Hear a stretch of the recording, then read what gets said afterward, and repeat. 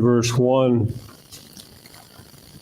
James says, "My brethren, be not many masters, knowing that we shall receive the greater condemnation." And we've talked about this recently as well. Some of the newer translations, instead of "be not many of you masters," it says, "be not many of you teachers." And that is an appropriate translation. And we need to remember that teachers, particularly public teachers, are held to a higher standard than the regular Christian. And we noted, I believe, last week that from the book of Hebrews, that God expects us to grow. And he says there comes a time where some of you have need to be taught again because you haven't progressed past the milk into the meat stage in the life of Christ. And as we ended up last week, we noted that not everybody matures at the same rate. Some learn quickly, some learn not so quick, and some are pretty slow. And that's not a reflection of their person at all. It's just the way it is. And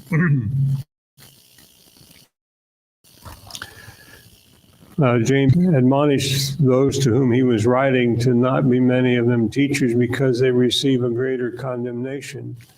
If the teacher isn't teaching correctly, then the punishment that God has determined is greater for them than for others that aren't public teachers. Then in verse 2 of James chapter 3, it says, "For in many things we offend all. If any man offend not in word, the same is a perfect man, and able also to bridle the whole body. Behold, we put bits in the horses' mouths, that they may obey us, and we turn about their whole body. Behold also the ships, which, though they be so great, and are driven by fierce winds, yet are they turned about with a very small helm, whithersoever the governor listeth. Even so, the tongue is a little member, and boasteth great things. Behold, how great a matter a little fire kindleth." Now, before I forget it, I was supposed to tell Doug hi. He said he'd be watching today. And so, hi, Doug. Verses 2 through 5 describe for us a small member with big problems. And you think about how many times our tongue gets us in trouble. I think probably pretty safe to say that we've all been there at least once. And James describes it pretty good, I think. He says in verse 2 that if any man offend not in the word, the same as a perfect man, able to bridle the whole body. So James knew that it was a problem not uncommon. And so he takes a couple of issues, a couple of examples from common life to illustrate a tongue. In verse 3, he says, "Behold, we put bits in the horses' mouths that they may obey us, and we turn about their whole body." I thought about picking up a horse's bit this morning and bringing it with the show, but it's pretty safe to say that many of the bits that we use weigh a pound or less. And how big is the horse that we're turning around? Well, it could be over a ton. A big draft horse, easily be over a ton. Turned around with just a pound of steel. And then he says, behold also the ships, which though they be so great, yet they are turned about with a very small helm. A few years ago, I had opportunity to visit the USS Iowa in Los Angeles, in port, and got a chance to go through and tour a self-guided tour, and they just let you walk around. They had places designated that you couldn't go without somebody, some crew member, if you will, but any place that was open and easy to get to and such, where you could go around and see. And as I was considering this, I thought, well, it'd be good, a good example of something that we can all relate to. It was one of the Iowa class battleships. It is 870 feet in length. Now, if you want that for reference, that's about the length of 3 football fields. So it's roughly 300 yards long, and it's 105 feet, if I remember correctly, at its widest point. Anybody want to take a guess on what it weighs? 45,000 tons. Now, Kenny used to deal in cargo in the realm of tons, and if you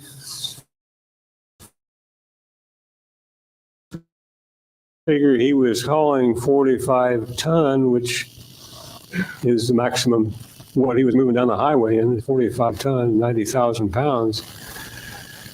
That would take him a lot of trips to haul the weight equivalent to one battleship. And it was with somewhat great difficulty I found this next information, but the rudder on the USSI, which it is a twin rudder, there's 2 of them,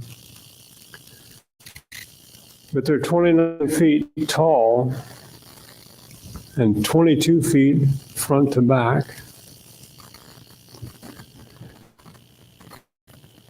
So figure, just lengthwise, 22 feet, that's not a very big part of 870 feet. But it turns that big machine around, or it guides it, steers it wherever the helmsman wants. The governor listeth, as James said.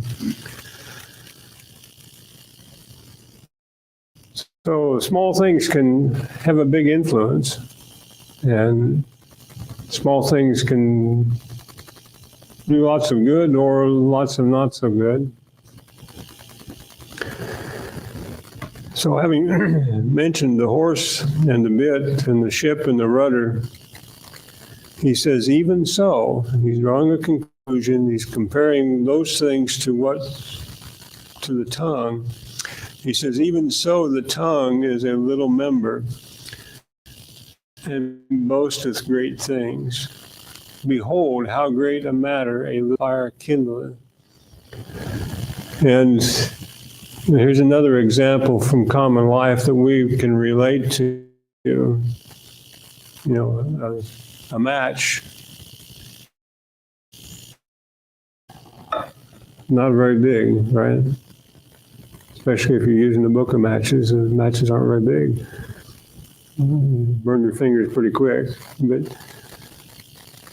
that little match can start a fire that'll destroy millions of acres of forest, thousands of acres of forest.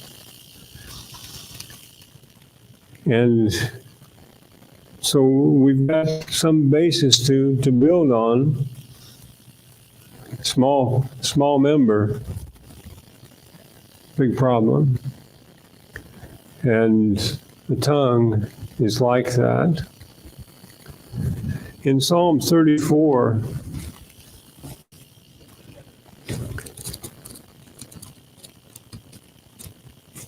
Psalm 34 and verse 13,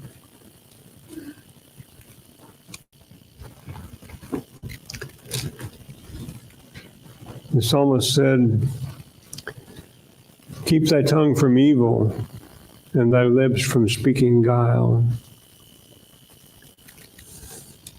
And then in 35, Psalm 35 and verse 28, the psalmist says, "And my tongue shall speak of thy righteousness and of thy praise all the day long." In the first reference,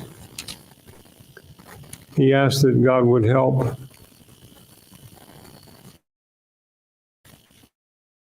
him to not say what he shouldn't say. And then in the second reference in 35, verse 28, he says that my tongue shall speak of thy righteousness and of thy praise all the day long.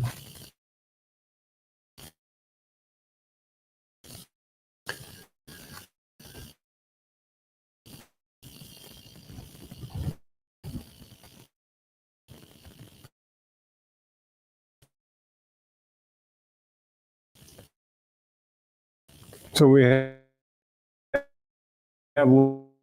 what among our members, that it defileth the whole body, and setteth on fire the course of nature, and it is set on fire of hell. For every kind of beast and of birds and of serpents and of things in the sea is tamed and hath been tamed of mankind. But the tongue can no man tame. It is an unruly evil, full of deadly poison. Wow. Doesn't have a very high opinion of a tongue, does he?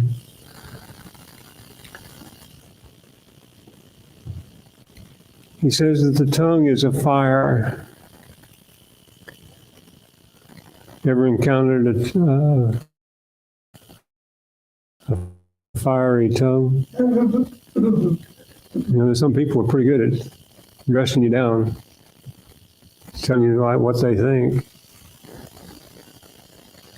And that sometimes can be useful, but oftentimes it's not.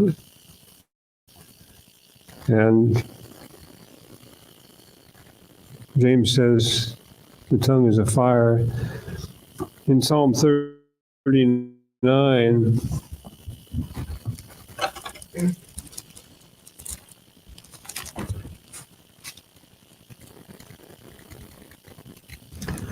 Psalm 39 and verse 3, the psalmist says, "My heart was hot within me.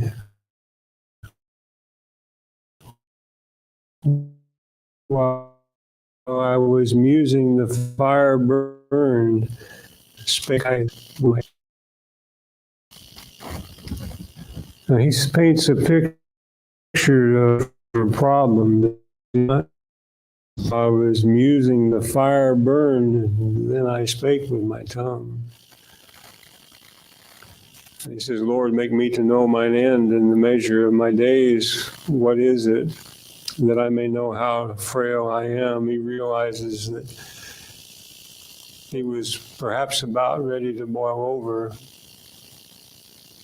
And he asked God to help. In Psalm 64,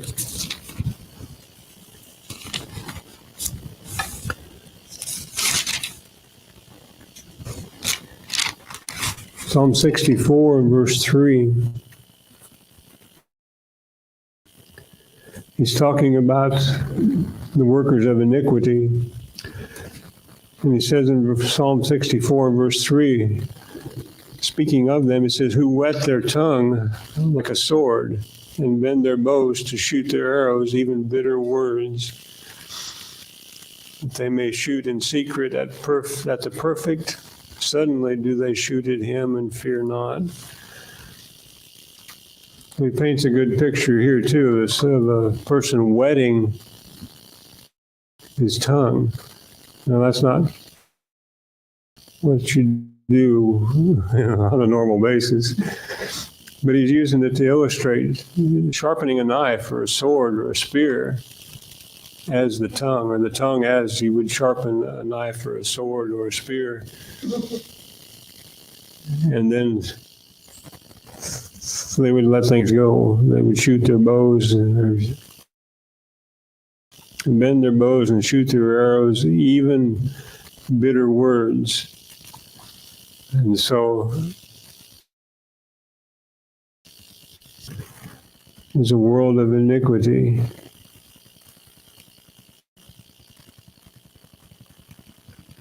We need to be aware of the potential of a tongue. James said it's not only a world of iniquity, but it is a fire that is lit on or started or lit by hell, if you will. And he says that it is an unruly evil. Now,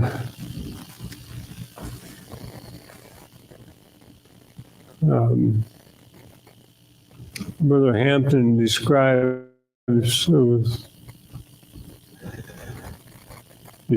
in another way. He says it is like a restless, caged animal. You know, the tongue's slippery when wet, and this caged animal, you know, you've seen the pictures, or maybe you've been to the zoo, and the lion or the tiger or whatever kind of animal, and it's back and forth in its confines. And that's the way the tongue can be.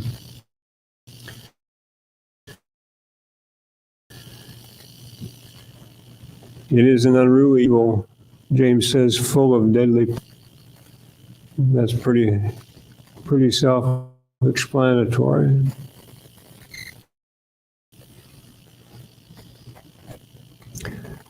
Psalm 120.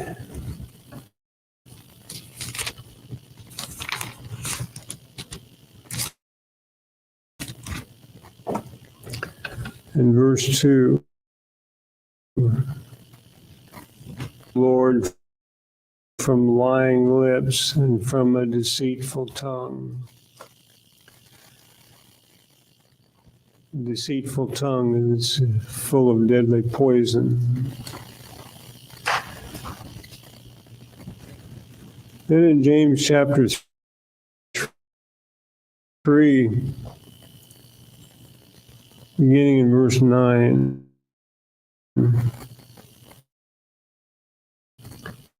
described the tongue as a fire, a world of iniquity, a fire from hell, even an unruly evil and full of deadly poison. He goes on to say, therewith we bless God, even the Father, and therewith curse we men, which are made after the similitude of God. Newer translations will say the likeness of God. And so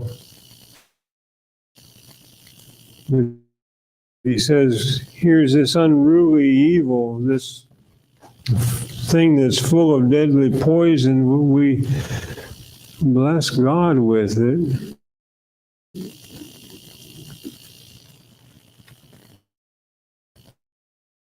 But we curse men, God.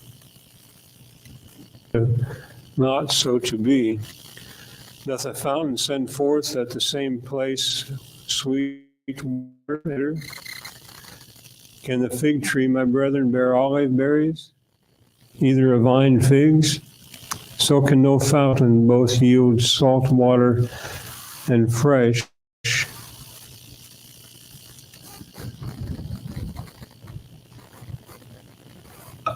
We've seen people dress one person down and, just really lay it out plain, only to watch them turn to the person beside them and say the sweetest things that you could think of.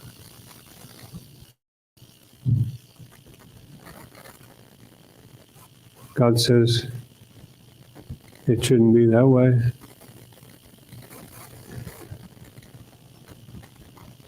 In Psalm 139, in verse 4,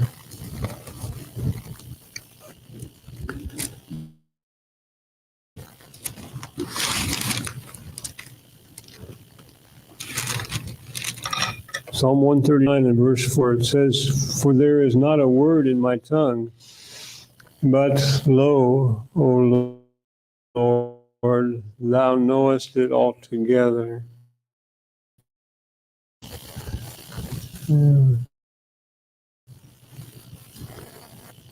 There's not a word in our tongue that God doesn't. He's not fooled by blessing and cursing. He's not fooled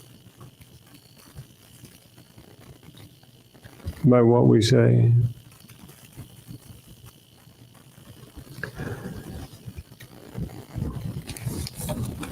Then the next section is verses 13 through 15.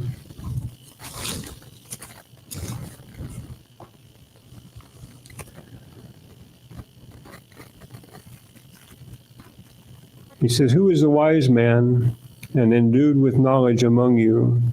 Let him show out of a good conversation his works with meekness of wisdom, and lie not against the truth.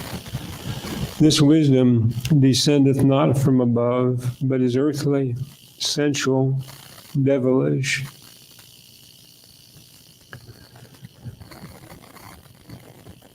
God knows the thoughts and intents of the heart. And it is from the heart, Jesus said, that the mouth speaketh. And what comes out. This earthly wisdom would have us speak sweet or bitter. And God says through James, it ought not to be so. He says, "But if you have bitter envyings and strife in your hearts, glory not, and lie not against the truth." This wisdom is earthly, sensual, devilish. In 1 Peter 3, in verse 10, 1 Peter 3 and verse 10, Peter says, "For he that will love life and see good days, let him refrain his tongue from evil, and let his lips that they seek no guile." That they speak no guile.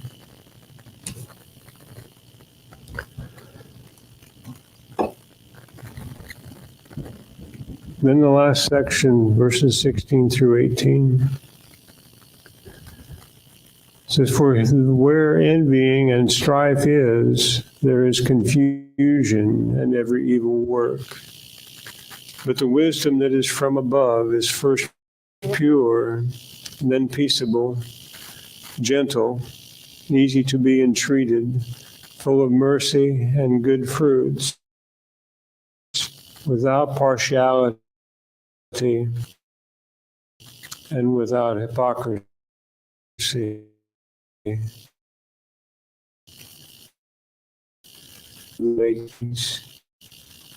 Is the wisdom from above.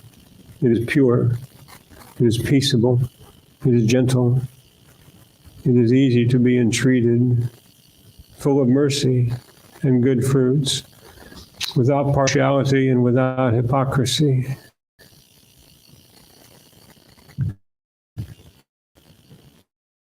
The wisdom that is from above is a kind of wisdom that we want.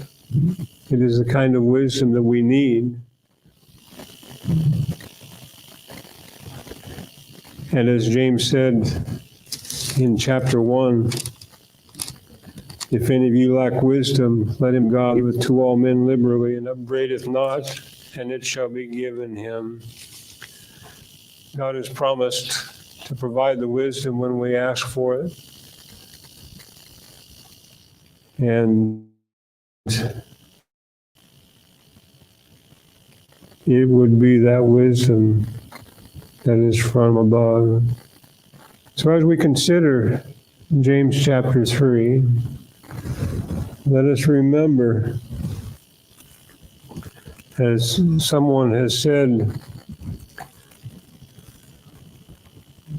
there's two barriers your tongue has to pass through before it is heard: the teeth and the lips. Let us be sure that we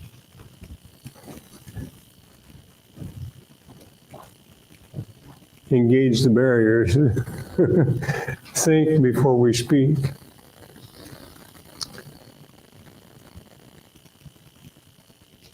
Because the tongue is very slippery when wet. And so before we lash out at someone, let us remember through James, make sure that what we're saying is peaceable and gentle, full of mercy and good fruits, and the other things in that verse. If you're here this morning and have need to respond to heaven's invitation, we would encourage